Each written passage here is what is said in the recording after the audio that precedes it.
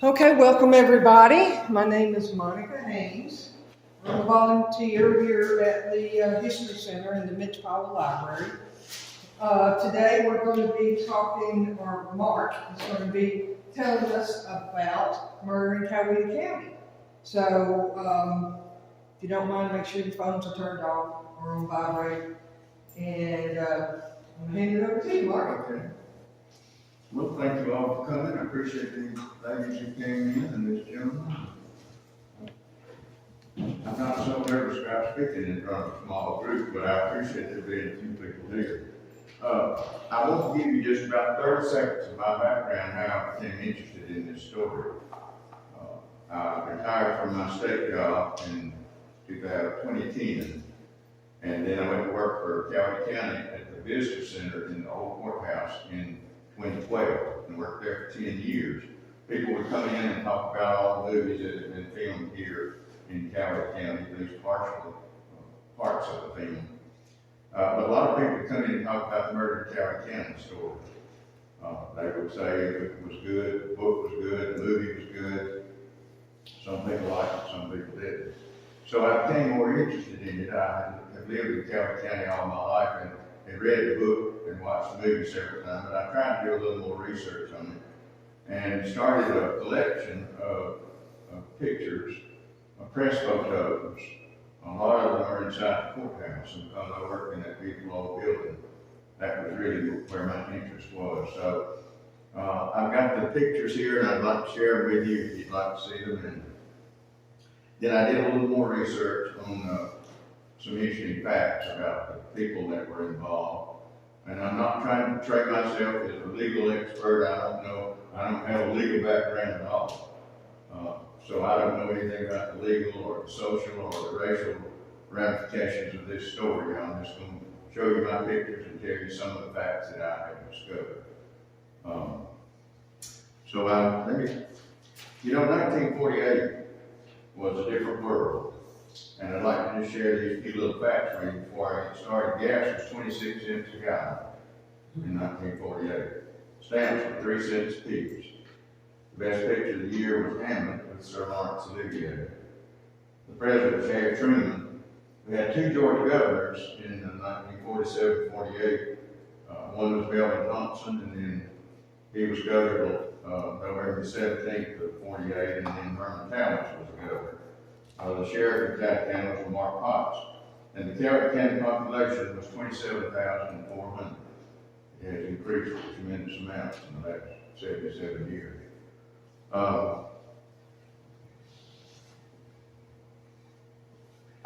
This is the flyer. When we had the Visitor Center, which has been closed now, we had a presentation in the courtroom, and we had Judge Boykin's daughter was there. There were several family members.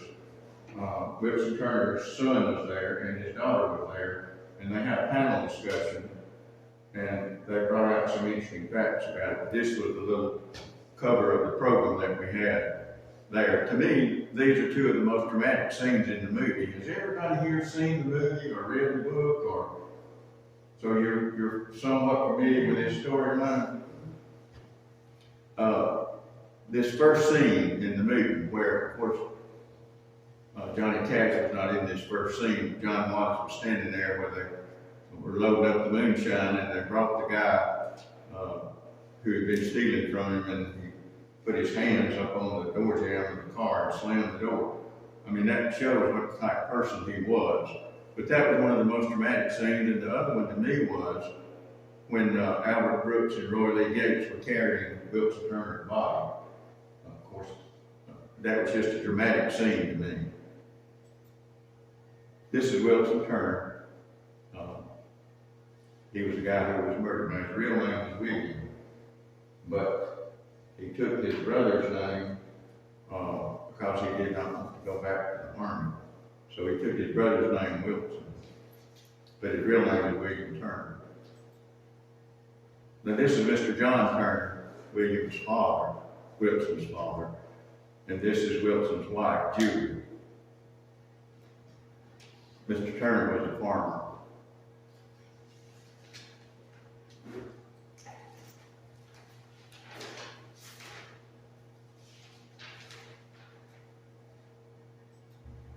This next picture, this is a Sunset Tourist Cafe, which was located down in Moreland. Are y'all familiar? Do you know where the tourist cafe was? Are you familiar with it? Yeah, it's an upholstery shop. Oh, do you? Still Do you there. know where it was? The tourist cafe? You know right where Highway 29 forks off to go to Granville? Right there on the left is a junkie over garage. That's where the tourist camp was, or tourist cafe. And this is on the north side. This is on the south side. See this chimney up here? This tall chimney, now that's on the house next door. The blue house is falling in. Yeah, that blue house is still there. It's about to fall in, but you can tell where it is. And this chimney is on that house, and this roof right here, this tin roof is on that upholstery shop that is in Moore. I don't know who this is here. There was a lady that worked there whose name was Geneva Yeager, or this could be Steve Smith's wife. And then the famous Miss Mahaley, and I've got a picture here of Miss Mahaley. Have you seen this picture? Yes, And then you probably got one of Jean Carter. yes. I think she portrayed Miss Mahaley pretty good. Yeah, pretty well. And Miss Mahaley was a colorful character. She had a great vocabulary. She was a smart lady. She was a bit eccentric. And in her later years, she was eccentric. But she had a great vocabulary, wrote columns for the News and the Banner, a newspaper in Franklin. I think Miss Mahaley, people made so much fun of her in her later years, she just became more eccentric as time went by. Now, of course, she only had one eye. And there are several stories about how she lost her eye. You heard any of the The stories? story I heard was that it was like an injury, some sort of, it wasn't like a sickness or a disease, but an injury. That's. Well, I heard the story that she was fighting with one of her sisters. And they had a stick and it poked her eye and set up an infection. The other story I heard was that she was walking through a cornfield and the edges of a leaf on a corn stalk are really sharp.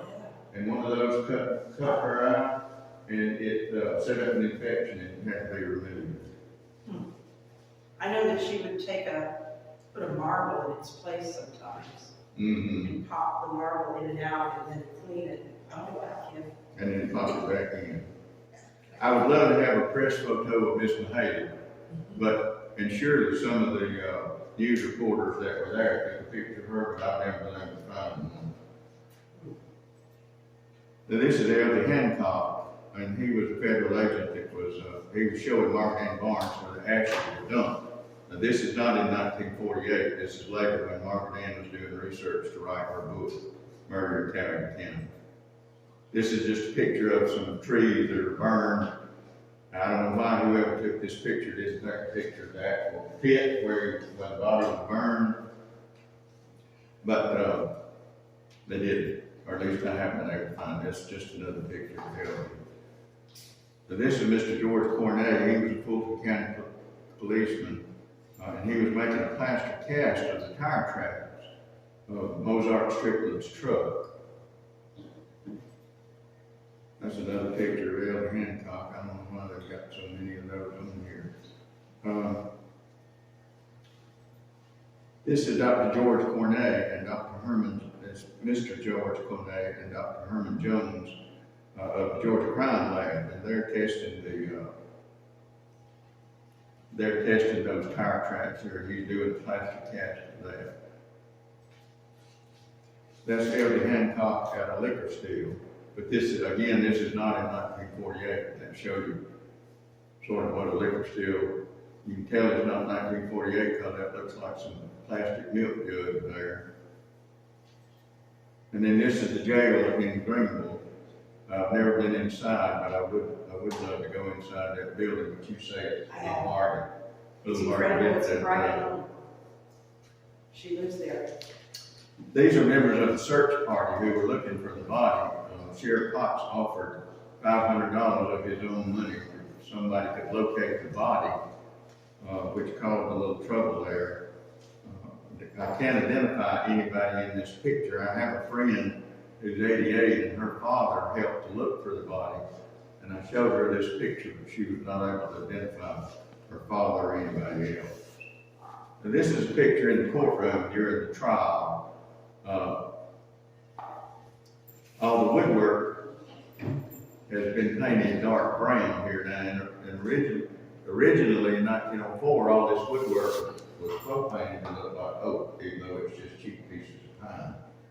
But over the years, that faux painting chipped so bad that they just painted it all brown, the walls are white. Now, if you've been in the courthouse, it's restored to the way it looked in 1904 when it was new, but it didn't look like that during the trial. Of course, this is John Wallace here, this is Henry Motley, and this is John Wallace's father-in-law, Judge Leah. And I would love to know who this lady here is. To me, she just matches this guy right here, and I wonder if that was John Wallace's mother-in-law, Josephine's mother. But I haven't found anything to indicate that she was even at the trial. This is one of the members of the Cole family here. I think that's Matt Cole. And this is Mr. E.C. Beard right here. But I haven't been able to identify anybody else. And you can tell, I mean, everybody wanted to be in this courtroom when this trial was going on. Every seat is filled. See, there's people standing around in the balcony, and they brought in chairs from the funeral home. It was a big thing. My great-grandfather did not have a car. He walked every morning. He walked 2 miles just so he could get there early enough to get a seat. And they say that children, when they found out how popular this trial was, they would come early in the morning and they'd sit in the front row seats. And when an adult would come in, they'd sell them a seat for $5, which was an awful lot of money in 1948. But the judge found out about it and put a stop to that, but I thought that was a pretty smart thing to do. Now this is an actual scene that happened in the courtroom. This is John Wallace and this is Jerry Turner, and this is Little William. This scene was also in the movie. It was depicted in the movie.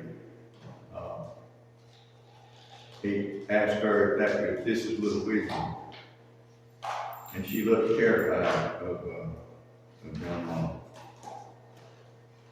Now this is J.H. Potts. This is Sheriff Mark Potts' brother, and I have not been able to identify this gentleman. That's a really interesting walking stick he's got there. I wondered if maybe this was a Mr. Wilson that lived next door to the tourist cafe and witnessed the murder. Oh, it's depicted as the old It could be, but I don't know. And I haven't been able to identify these gentlemen in the back there. And this is another picture of them.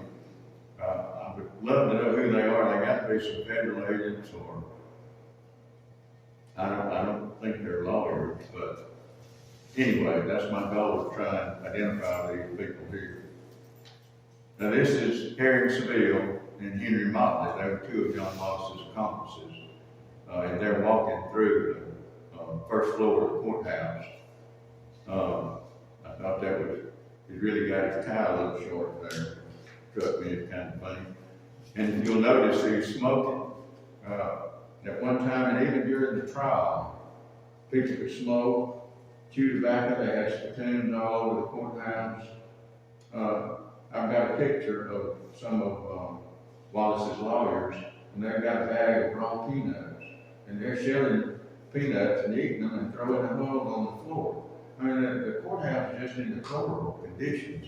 And if you can see here around the floor, I mean, it just looks filthy.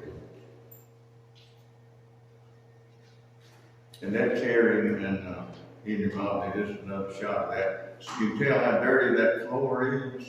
I mean, they keep it immaculate now. It's museum quality, but in 1948, it really looked bad. See how bad the walls and all chipped up?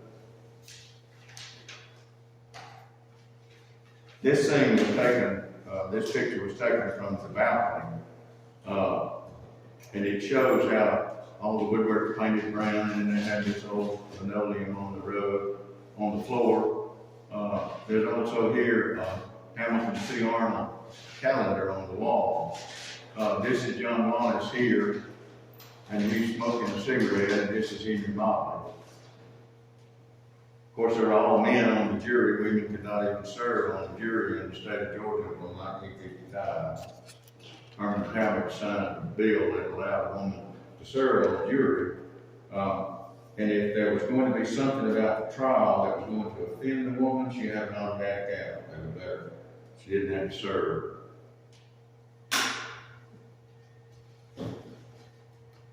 These two tables are made of solid pine, and they're still in the courtroom. They've never been. Now this is some of the witnesses. This is Steve Smith, who owned the Sunset Cafe, and this is Miss Merle Hannah, who was a witness to the murder. This is Mr. J.M. Phillips. He was eating his lunch in the cafe, and they asked Mr. Phillips, you know, what did you do when the fight was going on? And he said, well, I just kept on eating my lunch. I guess he paid for it. He didn't want to lose it, so he just kept on eating. This is, I don't know who this gentleman is. I have not been able to identify him. This is Julia Turner here, and I don't know who this gentleman is.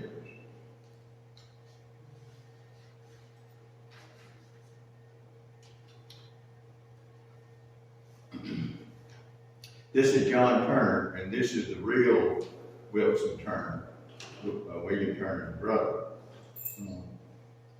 And they're examining the evidence here, and this is back behind where the judge sits here.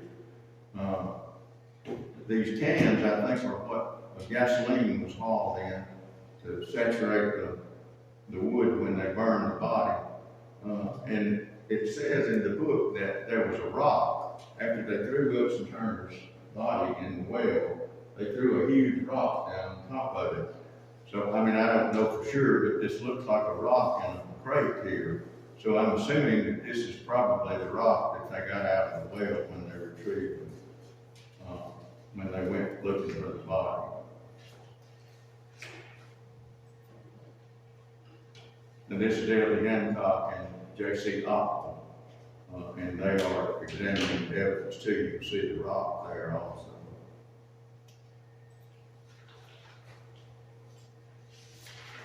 And this is Julia Turner. She's on the witness stand there. And see how there's people just standing around here? I mean, you know, every seat was taken. Haven't been able to identify this guy. This is John Wallace and his wife Josephine. She was a beautiful woman. And this is her father, Judge Lev. He was a circuit judge.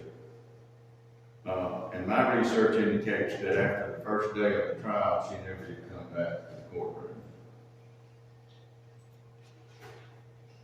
So this is out in front of the courthouse. See how filthy the sidewalk is? I mean, I'm sure people spit tobacco juice and everything else on the floor. This is J.C. Oppel. He was the state patrol who helped investigate the case. This is Tom Strickland. That's Henry Motley in Harrisville, and this is Sheriff Mark Puckett. I would love to identify this African American lady here standing on the steps. There was a lady named Mary Turner who testified at the trial. Her husband had helped load the wood that they used to burn the body, and they wanted to question him, but she told them that he had gone to cut hay, and he'd been gone 4 days, and she never saw him again. So I would imagine some of John Wallace's men probably took care of him.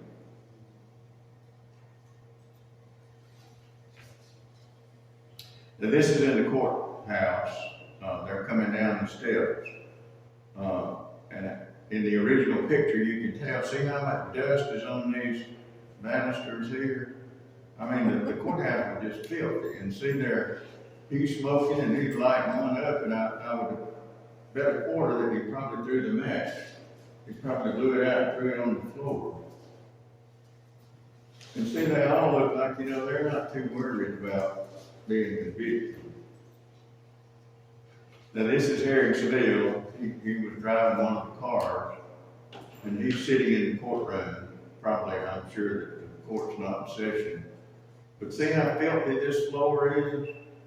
And there's a ceramic spittoon, and then there's a metal spittoon over here. And that's Harry and Tom. Tom Strickland, here, he always wore a suit, and he was John Wallace's cousin. And see the steam radiator, the courthouse was seated with steam at the time.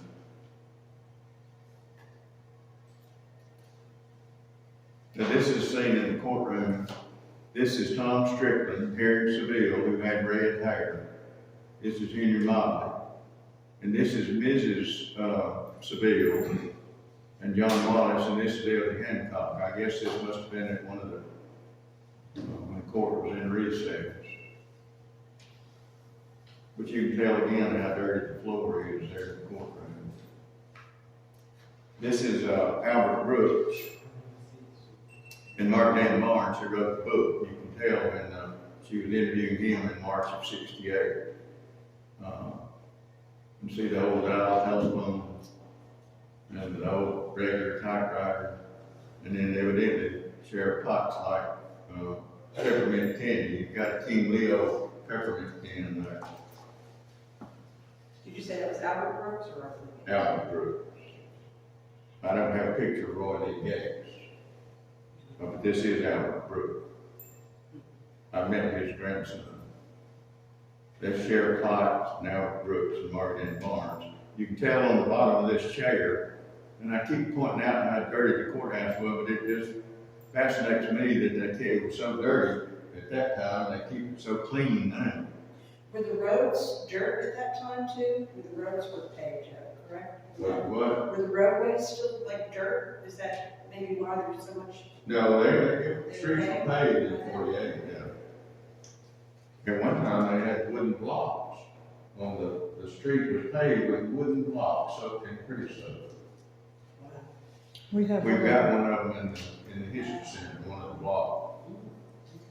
Well, I know in Norcross they put hay on the roads, but it got muddy, but then the hay would dry, and that's one of the reasons it's been fires and stuff. So, isn't it crazy? Yeah.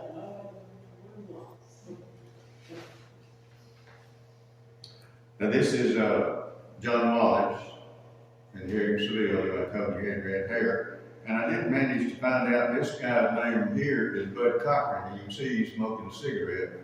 I had this picture out one day in the visitor center. I was showing it to somebody, and Bud Cochran's granddaughter walked in. And she said, "Oh, that's my grandfather." So that's how I identified who he was.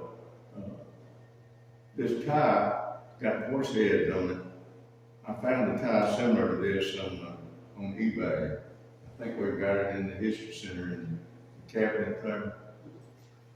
Did you ever find out for sure why he had no hair? Did he have alopecia, or was it from something in World War I? I don't know.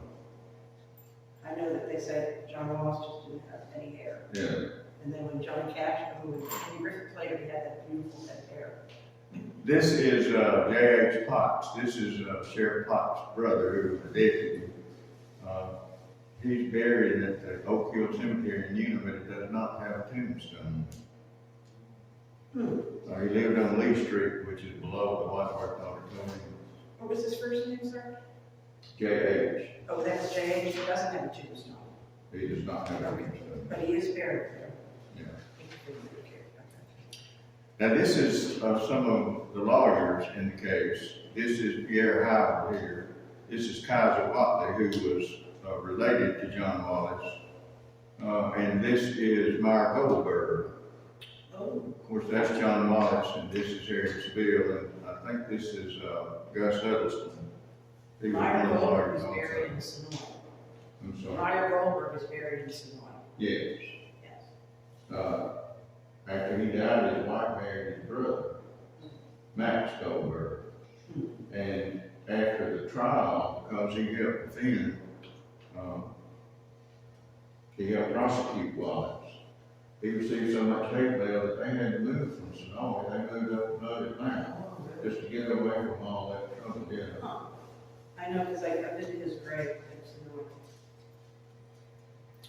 annoying. This is during the trial. This is Sheriff Potts and John Wallace, and this is Fred New, I think it is. Yeah, Fred New, that's one of Wallace's lawyers.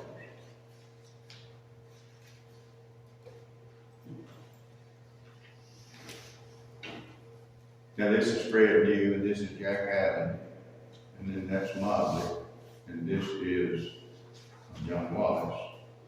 This is my great-grandfather right here. The one I told you, he walked the town every day so he could get to see.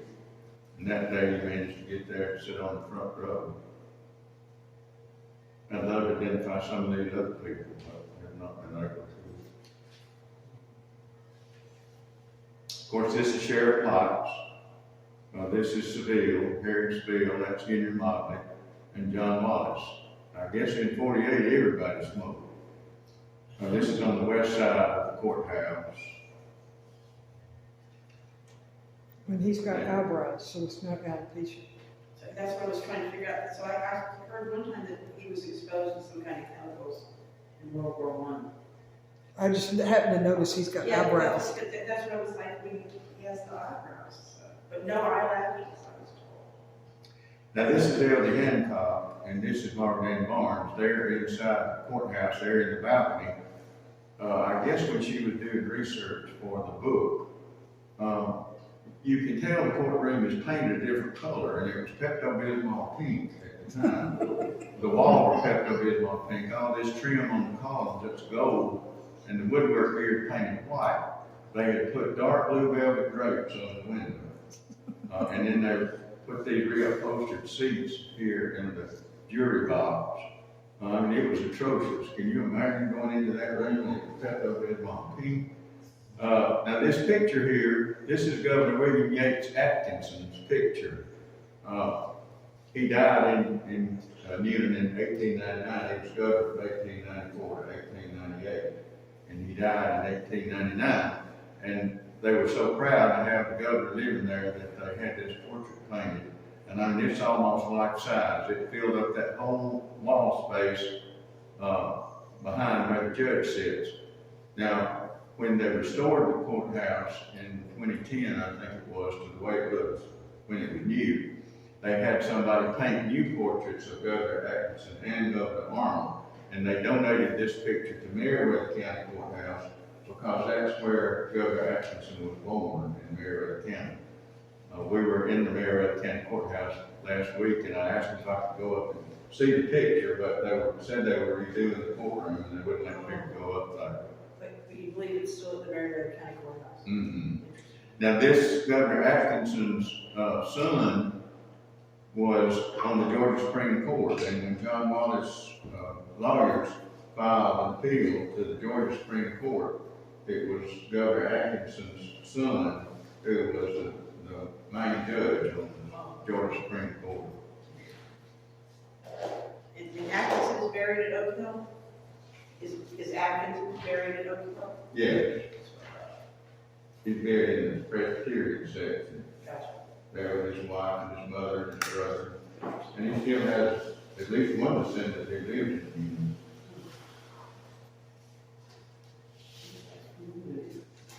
Now, of course, this is not a scene, an actual scene. This is from the movie. But I'm sure it probably was carried out somewhat like this. This is another dramatic scene in the movie. And the other dramatic scene to me is when they leave this scene and you see the hand flipping the switch to electrocute him. This is just some pictures. This is actual characters here. That's Miss Mahaley and Wilson Turner. This is Steve Smith testifying. That's Judge Boykin. This is Julia Turner. And that's Sheriff Potts and Wallace, and this is Sheriff Potts.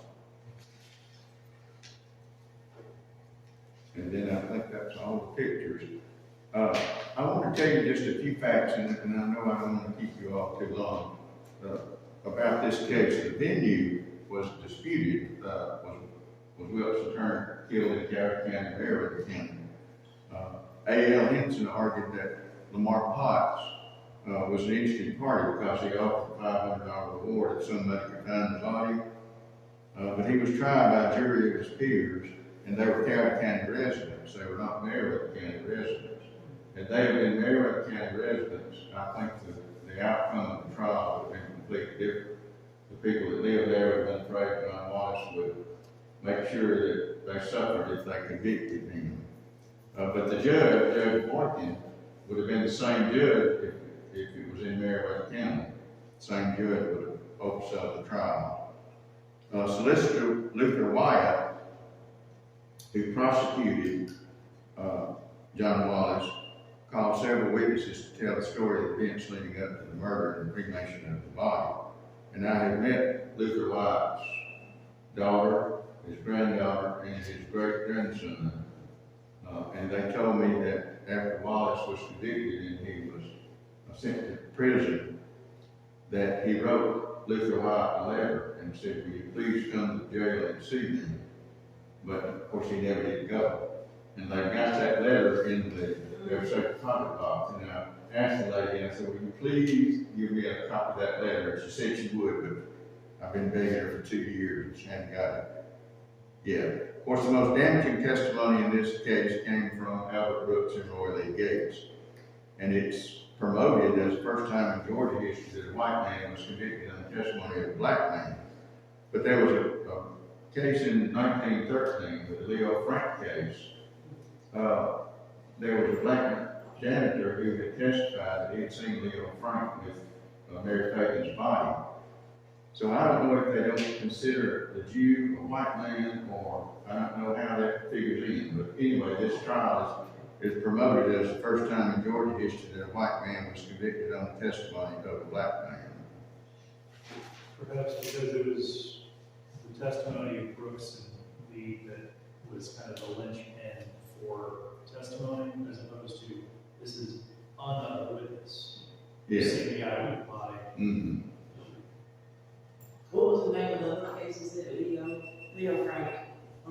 He was a Jewish man. He was a Jewish man. And he was locked up, and then vigilantes took him out and lynched him.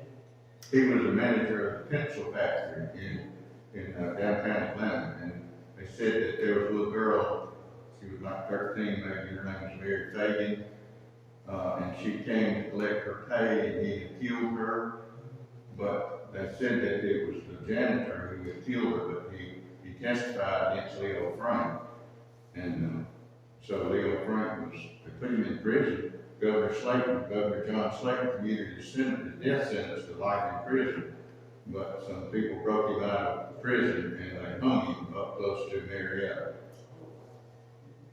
There's a similar case in Chattanooga, Tennessee, where there was a gentleman accused of a crime, and he was a simple-minded black man, and they accused him of a crime, and he just couldn't defend himself, and they put him in jail, and 2 lawyers went all the way to the Supreme Court to try to get him out, and one night the sheriff just didn't stay guard, and they took him out and they lynched him on that famous bridge in Chattanooga.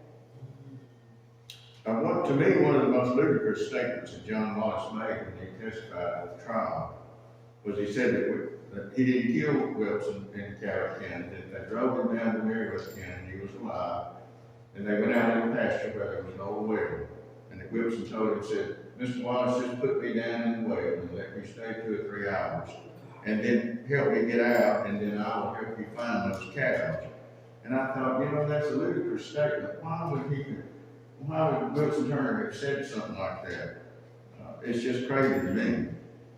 The jury was only out 69 minutes. That's as long as it took them to make their decision, and the appeals lasted 2.5 years. Josephine moved from the house after they had the auction at John Wallace's farm. She left the house and she never received nothing from his estate. He didn't have an estate at that point. He didn't have an estate at that point. Well, Dorothy Dunlap got a lot of the land, is what I've been told by the Strickland family. Also, And I thought the last part of the book was basically during the trial, he saw it was going south, and so he had his lawyers work off on the side, get rid of all the assets. Yeah. That makes sense. So, That was still low down to do his wife, I mean, to not leave her anything, she had to go to work after Yeah, she went to the department store in the Grange. that. Yeah, Mansour's, wasn't it? Yeah, Mansour. But Dorothy Dunlap did have a house. And that's a question I have, if anybody knows. Was she an illegitimate child, or was she? Well, I heard she was, and then I heard she was his mistress too. Yeah, her so. both. I guess that's a mystery that went away. So that will never be. I've also read She too was a that good woman, but John Wallace told Sheriff Potts he'd only killed 4 men in his life. they all They deserve said they all needed to be killed. There were 7,000 people who attended the Wallace auction. There were estimated to be 5,000 cars there. Sheriff Potts retired after 32 years, and he died in 1972. Elsie Hancock, who was one of the federal agents, he died in the mid-80s. Albert Brooks lived to be in his 90s and was in a nursing home in Newnan. Now, I talked to his grandson, Al Brooks, and I'm not repeating any kind of gossip because Al told me this himself. He said that it was common knowledge in his family that John Wallace was Albert Brooks' father. And Albert had blue eyes. So, that's interesting. and his grandson told me that. I wouldn't repeat gossip, but that was coming from his grandson, who said it was well known in his family. Robert Lee Gates, the other black man who had testified against him, died in a car wreck in 1968, but I haven't been able to find out anything else about his life. And Brooks and Gates were absolved by the Coweta County grand jury of any responsibility in the murder because they were made to hell. John Wallace is buried at Pine Mountain. Eric Seville died in 1968. Tom Strickland in 63, and Henry Mobley died at age 77. Are they in the same cemetery with John Wallace? I thought I saw it. I don't think so. I think they're buried in the church cemetery, but you can look on Finder Road. Well, there's a cemetery and then there's a graveyard. It's like all one property that leads to the church. I'll be there Friday, so I'll let you know. I have a picture I wanted to share, and then if you guys want to use it too. The author of the new book, Moonshine Over Georgia, just said, he just found a picture. This is his dad, and this is Kid Miller, and he was a lawman and a reverend lawman. So I'd like to have a copy of that. Okay. Yeah, I'd love to give you a copy of that if somebody wants to, you know. I can take a picture of that. Sure, or if you want to scan it, I even, I was gonna say, I could probably just send you, after we finish, I might be able to just send you something directly from the author. Now, I've But I got just some. thought that was interesting, because when you were trying to identify people, all of a sudden it was like, well, maybe he's one of the unidentified in the workers. Could be. I've got some actual press photos here that I will be glad for y'all to see if you would like to. And let me tell you one of those stories about this picture. When Henry Mobley, one of the accomplices, was arrested, when Sheriff Potts arrested him, Sheriff Potts told him, said, you better call your wife or call your lawyer, you got one phone call. And Henry said, well, I'm calling my wife because she's got to bring my pajamas to the jail. He said, I don't sleep in my clothes. So some photographer somehow or other got into the jail and he got a picture of Henry Mobley in his pajamas. He looks like he's eating something, but he's in his pajamas. And I heard John Wallace was buried in blue silk pajamas. yes, I've heard that too. And I've also heard that I have a good friend who was worked at the funeral home, and he said there's no way 2 quarts of firewood and 10 gallons of gasoline could consume all the bones in a body. He said it would consume all the flesh and all the ligaments and things like that. It's some of the small bones, but there was going to be some large bones left. So you often wonder what happened to those bones. Either John Wallace went there before Alvin and Roy Lee cleaned up the burn pit and got the bones and buried them somewhere or disposed of them somehow. Those bones have got to be somewhere because that fire could not have consumed all of that. So They may be doing some excavation sometime to build a house in Marietta County, and somebody run across some bone buried in the woods. Is it true that in court, all that was left of him was enough of a bone that fit in a matchbox? Is that a true? Well, the bone fragments that they found floating on top of the water, they were placed in, not in a matchbox, but in a cartridge box. It's always said that it's a matchbox, but it was a cartridge box, but it was some ashes and some bone fragments. And when they went into the well, they found bones of brain matter in the well. Brain matter. This is before DNA, of course. Yeah. So Yeah, DNA that was was- really thin. And I believe John Wallace I was told by a lawyer in Zebulon at the courthouse that this was the first time a man was convicted with no body. That was the first. Yeah. And, yeah, I think there was one other thing he was saying, but it was the first time someone was convicted with no body. But those bone fragments and ashes, though, they could prove corpus of that kind of thing. Yeah, so nowadays, of course, we would be able to test. And I'll just close with showing you the books that I used for some of my research. One was Parakeets and Whitesburg book, written by Carla Cook Smith. It was a very sweet lady. She was a dear friend. She passed away with COVID. She and her husband both. She did some wrote research. other books about Sonora, didn't she, Carla? Yes, I think she did. Yeah. There's some interesting facts in here. She tried to do research to find out what happened to the people after the trial. And then the other book that I used was From the Farm to the Electric Chair. That's about John Wallace. And then I also got some information from Miss Elizabeth Deere's book, History with Elizabeth, who she was a great historian who lived here in Union. And you can still buy this book. We have some at the Genealogical Library for sale. And then, of course, I've got the Murder Coweta County book. And then I found this book written by one of John Wallace's lawyers, Adam Lumpkin Henson. This Confessions of a Trial Lawyer. And I was so thrilled to get this book because I just knew it had some good inside information, but I was somewhat disappointed in what was in this book. And then there's the Oracle of the Ages, a book about misbehaving. And then there's No Remorse about John Wallace, that was written by Dr. Moore. And then I found this book, and it has tremendous information in it about the Strickland family. There's also some Ivy Nance, a lady named Ivy Nance wrote this book. And she did a tremendous amount of research, but I would love to have a transcript of the trial. There's 1,000 pages, and it's $1 a page. Every county copy it. And my wife manages our little bit of money, and she said, "You're not spending $1,000 on something to read." So, yeah. Can you request the transcript in pieces? I guess you could, but Or First electronic. 100 pages. Yeah. she wouldn't. I think Annie can get like $25. You got to pay $1 a page, and it may have, the price may have gone up, I don't know. But in this book, there's a lot of the transcript of the trial. So I did get to read a lot of it in Ivy Nance's book. Could you? As much as the You've money. seen it? No, I hadn't seen that. I'll take a look at it. great book. This is, yeah, I was thinking Victor might be curious for people to see, this is just recently in Zebulon, and this is the courthouse where they filmed the movie. And they filmed there because the Newton courthouse had been modernized and wouldn't fit the theme, but it has the same look. And when I went there, they wouldn't let me film inside, but a couple of still shots of the courthouse.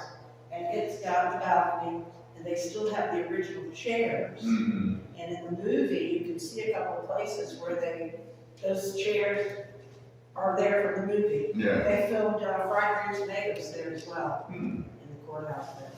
Now, that's all I had to present. Does anybody got any questions about anything I told you, or?